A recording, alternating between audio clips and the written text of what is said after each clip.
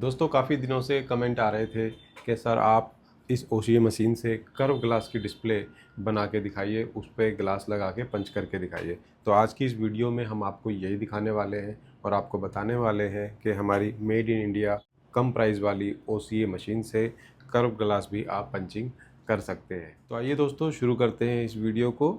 और इस वीडियो के अंत में मैं आपको इस मशीन का प्राइस भी बताऊंगा। अगर आप हमारे नए सब्सक्राइबर हैं या आप पहली बार हमारी इस मशीन की वीडियो देख रहे हैं तो आपको पता होना चाहिए कि इसका क्या प्राइस है। तो मैं लास्ट में आपको इसका प्राइस भी बताऊंगा और आपको किस तरीके से ये मशीन आपको मिलेगी, कैसे आप तक पहुंचेगी, ये भी मैं आपको बताऊंगा। ठीक है, तो सबसे पहले मैं आपको इस डिस्प्ले को चेक करा देता हूँ कि इस डिस्प्ले की कंडीशन क्या है।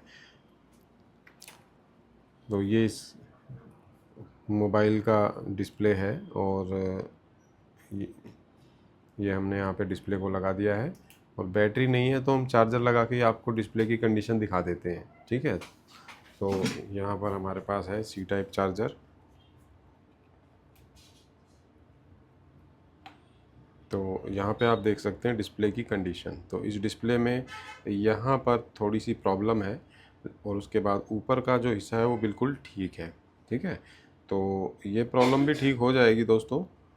इस प्रॉब्लम को ठीक करने के लिए जो बॉन्डिंग मशीन होती है, एलईडी जो डिस्प्ले की बॉन्डिंग मशीन होती है, मतलब जो ये पत्ता आप देख रहे हैं, तो इस पत्ते को निकाल के दोबारा से बॉन्ड करना पड़ेगा। तो उसके बाद इस टाइप की जो प्रॉब्लम है वो भी रिपेयर हो जाएंगी। फिलहाल मैं आपको ये इसलिए दिखा रहा हूँ डिस्प्ले कि आपको पता होना चाहिए कि जो डिस्प्ले है उसकी कंडीशन अभी क्या है और पंचिंग करने के बाद कहीं ऐसा तो नहीं है कि डिस्प्ले ख़राब हो गई हो। ठीक है, तो इसलिए आप ये देख सकते हैं अभी।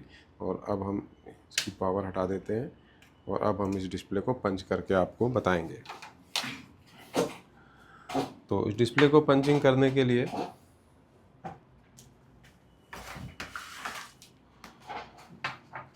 दोस्तों एक इस टाइप का सिलिकॉन पैड आता है जो आपको लेना होगा इस डिस्प्ले को पंचिंग करने के लिए। और इस पैड में आप देख सकते हैं यहाँ साइड में, यहाँ पर कर्व डिस्प्ले के हिसाब से यहाँ पर गोलाई जो है राउंड यहाँ पर किया गया है। और इस पैड के सहारे और इस पैड से ही हम इस डिस्प्ले को फिक्स करेंगे, इसका ग्लास लगाएंगे। ठीक है, अच्छा, इस मशीन के साथ जो पैड आता है वो आप यहाँ देख सकते हैं। ये फ्लैट डिस्प्ले को बनाने के लिए, उसका ग्लास फिक्स करने के लिए है। और ये वाला जो पैड है ये कर्व डिस्प्ले को पंचिंग करने के लिए है। ठीक है, तो अब मैं इसका नया ग्लास इसमें लगा देता हूँ। तो यहाँ पर इस डिब्बे में मेरे पास ओसीए लगा हुआ कर्व ग्लास है। इसे अच्छे से साफ़ करने के बाद आपको ये ग्लास लगाना होगा। ये यहाँ पर थोड़ा सा एक बार दिखाना, ये हल्का सा यहाँ पर ग्लू लगा हुआ है, जिसे साफ़ कर लेना ठीक रहेगा। तो इसको कोशिश करते हैं हम साफ़ करने की। ठीक है, उसके बाद आपको ग्लास लगा के बताएंगे।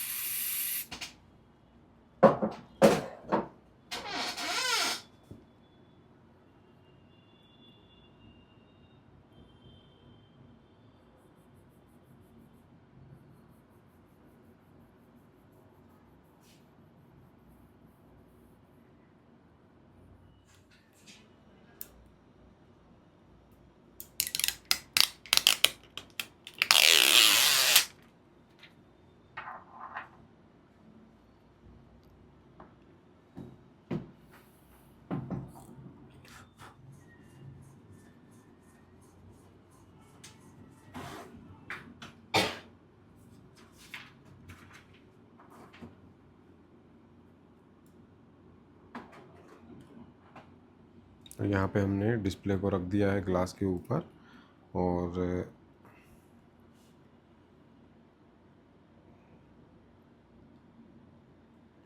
साइडों से। ठीक है दोस्तों, ये रख दिया है। और अब हमने बीच में यहाँ से एक हल्का सा यहाँ पर दबा दिया है। ठीक है, और अब हम इस पैड पर डिस्प्ले को रखेंगे।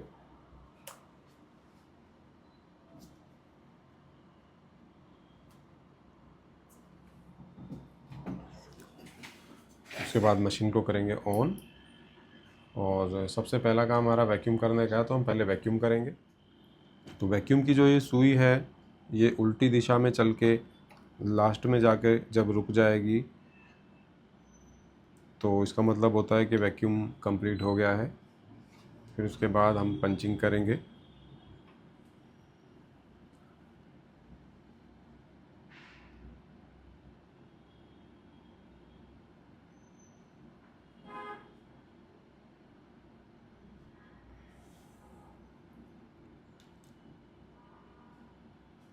तो यहाँ पर वैक्यूम कंप्लीट हो गया है और अब हम पंचिंग करेंगे। तो पंचिंग करने के लिए दोस्तों ये जो पंचिंग का जो यहाँ पर स्विच है इसे ऑन करना पड़ेगा। तो जब हम इसे ऑन करते हैं तो उस समय पर पंचिंग नहीं होती। ये बटन हमने सिर्फ पंचिंग को एक्टिव करने के लिए लगाया है, एक्टिव करने के लिए, क्योंकि चाइनीज़ वॉशिंग मशीन में ऑटोमेटिकली पंचिंग हो जाती है तो उसमें डिस्प्ले टूटने का ख़तरा ज़्यादा होता है, ठीक है। लेकिन इस मशीन में ख़तरा नहीं है क्योंकि हमने पंचिंग को मैनुअल किया हुआ है। एक्टिव भले ही हम यहाँ से करेंगे लेकिन पंचिंग हो नहीं रही है, पंचिंग यहाँ से होगी दोबारा। अब यहाँ वापस हम वैक्यूम के बटन पे पहुँच जाएंगे और जहाँ पर ये निशान लगा हुआ है ना, यहाँ तक हम इस स्विच को लेके जाएंगे। तो जैसे यहाँ तक ले जाएंगे वैसे यहाँ पर जो है पंचिंग हो जाएगी। तो जैसे मैं लेके जाऊँगा आप देख सकते हैं यहाँ पर ये पंचिंग हो गई है, ठीक है। तो ये पंचिंग होने के बाद हम पंचिंग को कर देंगे ऑफ, आप देख सकते हैं, ठीक है। और ये इसे भी ऑफ कर देंगे इस बटन को, ठीक है। और इस फोल्डर को हम निकाल लेंगे। ये हमने पैड को ही निकाल लेना है, पैड को बाहर निकाल लेते हैं, ठीक है। और उसके बाद आप देख सकते हैं यहाँ पर मेन प्रॉब्लम आती है साइड में। तो ये साइड के अंदर यहाँ पर बबल तो नहीं है लेकिन हल्के फुल्के तो हैं, थोड़े बहुत यहाँ पे साइड में थोड़े बहुत हैं। तो अब एक बार इसको डालते हैं बबलर में, इसको प्यार से यहाँ से हटाएंगे। अब इसे हम रख देंगे मशीन में और अब हम यहाँ से इसका बबलर है, बबलर के बटन को हम ऑन कर देंगे। ऑन करने के बाद ये गेट है, इसको हल्का सा हमें आगे करना है। आगे करते ही ये चिपक जाएगा क्योंकि इसके अंदर प्रेशर बनता है तो गेट को बाहर की तरफ धकेलता है ना ये, तो इसलिए ये अपने आप चिपक जाता है, लॉक हो जाता है। और ये जो सुई है ये धीरे धीरे आगे जाने लगती है, आगे बढ़ने लगती है, ठीक है। तो जब ये सुई यहाँ पर आकर के अपने आप रुक जाए तो इसका मतलब होता है कि इसके अंदर बबलर के अंदर जितना प्रेशर भरने की ज़रूरत थी वो कंप्लीट हो गया है, ठीक है। और अपने आप ही ये जो मशीन है अंदर से बंद हो जाएगी, जो हवा भरने का सिस्टम है बबलर के अंदर वो रुक जाएगा। ये एक टाइप का सेफ्टी फीचर भी है। आपने सुना होगा कि कई बार चाइनीज़ मशीनों के जो बबलर हैं वो फट जाते हैं, तो उनमें कारण यही होता है कि उनका जो उनमें ऑटोमेटिक जो सिस्टम होता है ना वो फेल हो जाता है। लेकिन हमने इसके अंदर जो ऑटोमेटिक सिस्टम लगाया है वो बड़े कंप्रेसरों में लगाया जाता है, लेकिन वो बड़ी चीज़ हमने इस छोटी चीज़ के अंदर लगाई है ताकि उसके ख़राब होने का कोई चांस ही ना हो। तो जब अपने आप ही जो प्रेशर है वो भरना बंद हो जाएगा तो फटने का जो चांस है बिल्कुल ख़त्म हो जाएगा। तो अब आप देख सकते हैं यहाँ पर ये सुई यहाँ तक आ गई है और ये मशीन एकदम बंद हो चुकी है अंदर से, इसका जो कंप्रेसर है वो बंद हो गया है। और अब हम 2 मिनट बाद निकालेंगे इस फोल्डर को। तो अभी टाइम देख लेते हैं क्या हुआ है। अभी 6:29 यहाँ पे हो गए हैं, ठीक है। और अब हमें इसको 6:31 या 32 पे हम निकालते हैं, ठीक है। तो जब तक मैं आपको मशीन के बारे में थोड़ा सा और बता देता हूँ कि जो पहले वाली मशीन थी हमारी उसका मॉडल, आपने अगर पहले की वीडियो देखी होगी तो उसमें मॉडल हमारा दूसरा था और अब हमने इस मॉडल को बदल दिया है। इसे देखने में थोड़ा और ज़्यादा अच्छा हमने बना दिया है। इसके जो पेंट है ये पाउडर कोटिंग इसमें करी हुई है और जो बॉडी है ये CNC मशीनों के द्वारा एक्यूरेट कटवा करके लगवाई गई है, ठीक है। तो हैंडल वगैरह यहाँ पे है, कहीं भी उठा के रखना हो तो रख सकते हो। और मशीन का जो आकार है ये इतना ही है। इसके अलावा कोई अलग से कंप्रेसर वगैरह नहीं है जिसके लिए आपकी दुकान की जगह ख़राब हो। तो किसी की दुकान में अगर कम जगह भी है तो फिर वो इस मशीन को लगा सकते हैं। एक ही टेबल पे, छोटी सी टेबल पे ये आ जाएगी, ठीक है। कोई ज़्यादा इसके अंदर सामान नहीं है एक्स्ट्रा जिसके आपका जो दुकान का स्पेस है वो ख़राब हो, ऐसा नहीं है। और बड़ी बात ये भी है कि ये मशीन के साथ आपको 1 साल की गारंटी मिलेगी, और कोई भी पार्ट अगर ख़राब होता है तो हम देंगे। ऐसा नहीं है कि आपको बोलेंगे कि भैया वारंटी है तो पार्ट के पैसे आपको देने पड़ेंगे, ऐसा नहीं है। एक बात और भी है, चाइनीज़ मशीनें जब ख़राब हो जाती हैं तो उसको मार्केट में उठा के लाना पड़ता है, बहुत भारी मशीन होती है।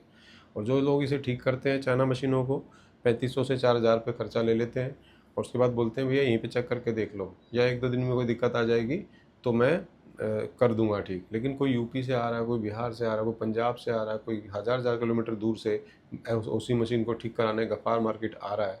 अब वो 2 दिन बाद अगर अपने घर भी जाएगा, वहाँ ख़राब हो गई मशीन, तो क्या वो फिर वापस उठा के लाएगा? ऐसा तो पॉसिबल नहीं है ना। तो इस मशीन को कहीं भी उठा के ले जाने की ज़रूरत नहीं है। ये मशीन अगर बाई चांस कोई प्रॉब्लम आती भी है तो आप खुद ही इसे खोल करके कर सकते हैं। हमारे इंजीनियर आपको पूरी सपोर्ट करेंगे, और इसके जो पार्ट्स हैं हार्डवेयर की शॉप पर आराम से मिल जाते हैं, ठीक है। फिर भी अगर आपका घर ऐसी जगह पे है जहाँ पर नहीं मिलता कुछ, तो भैया हम यहाँ से भी भिजवा देंगे आपको पार्ट्स, ठीक है। तो इसलिए ये मशीन आप लगाओगे तो कोई भी आपको टेंशन नहीं लेनी है कभी भी। एक बार किसी ने लगाया तो लाइफ टाइम तक की छुट्टी, ऐसा हम कह सकते हैं, ठीक है। बाकी लाइफ टाइम तक की छुट्टी तो हम इसलिए भी कह सकते हैं ना, क्योंकि सारे पार्ट्स तो हमारे पास हैं, कभी ख़राब भी होगी साल भर बाद भी, जो भी पुर्जा ख़राब होगा तो भैया मंगवा लेना, आप लगा सकते हो बड़ी आराम से, कोई मुश्किल नहीं है, ठीक है। तो अभी 6:31 हुए हैं, 1 मिनट और वेट कर लेते हैं, ठीक है। वैसे भी तो चाइनीज़ मशीनों में 5 मिनट तक रखते हैं, और हमने तो वैसे भी इसका टाइम 2 मिनट का रखा हुआ है, ठीक है। तो कई बार हवा लॉक हो जाती है तो उसको भी निकलने में थोड़ा टाइम लगता है, ठीक है। तो अभी 32 हो गए, ठीक है। तो अब निकाल लेते हैं।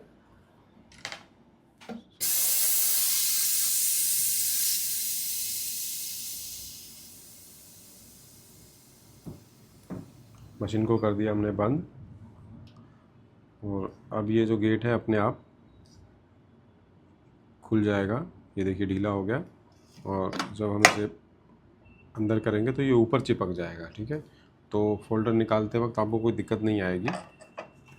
तो अब देखते हैं कि हमारा फोल्डर कैसा बनता है।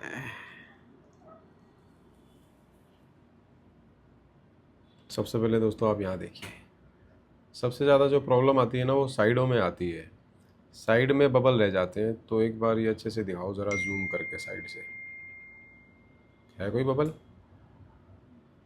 नहीं, अब दिखाओ दूसरी साइड से,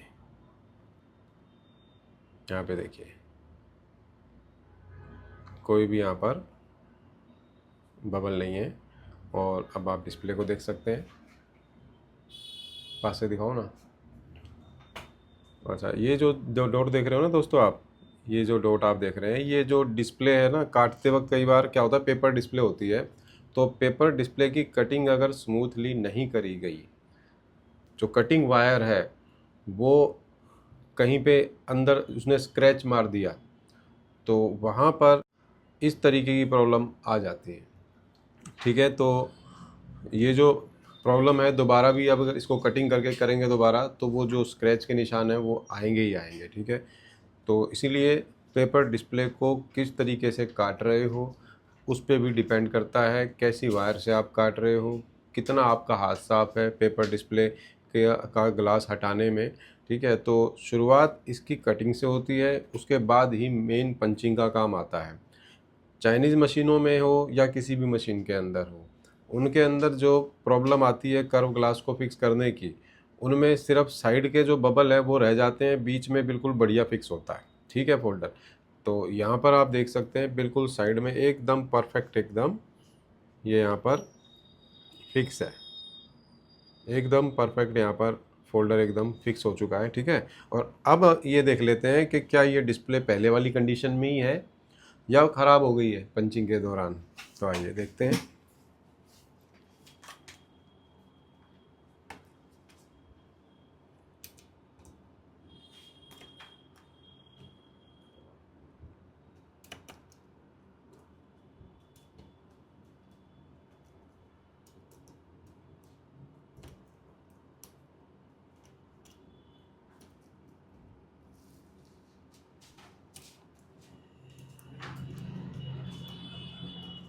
लग नहीं रहा, तो ये कनेक्टर लगा देते हैं पहले ढंग से।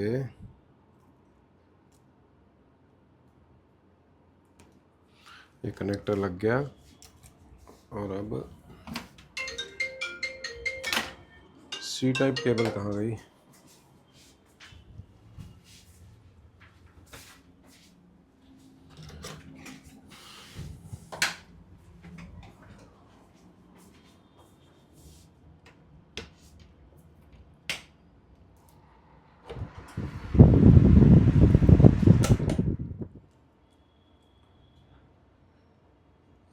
आप देख सकते हैं डिस्प्ले की कंडीशन जैसी पहले थी वैसी अब है।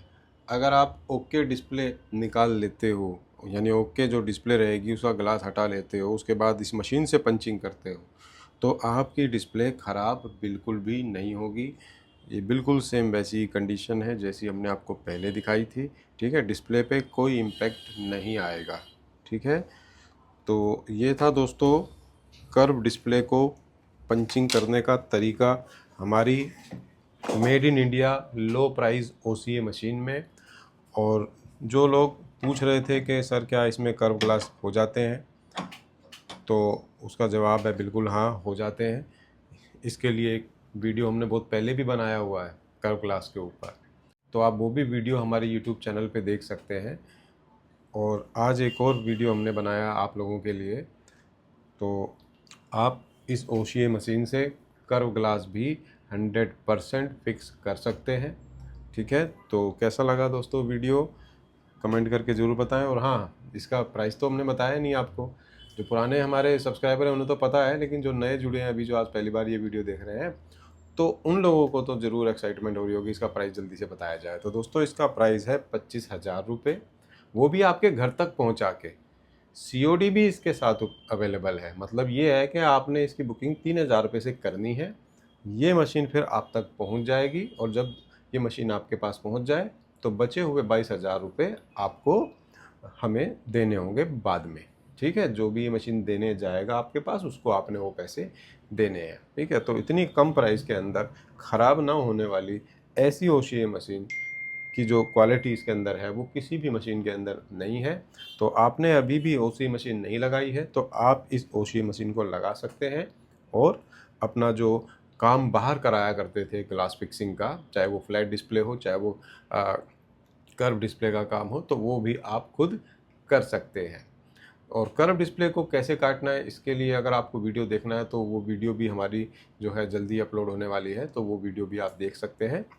ठीक है, और उसके अलावा पहले भी हमने वीडियो डाल रखी है कर्व ग्लास की कटिंग कैसे करनी है, तो उसको देख करके आप सीख सकते हो और प्रैक्टिस कर सकते हो। ठीक है, तो ठीक है दोस्तों, अब हम मिलेंगे अगली किसी वीडियो में किसी नई जानकारी के साथ।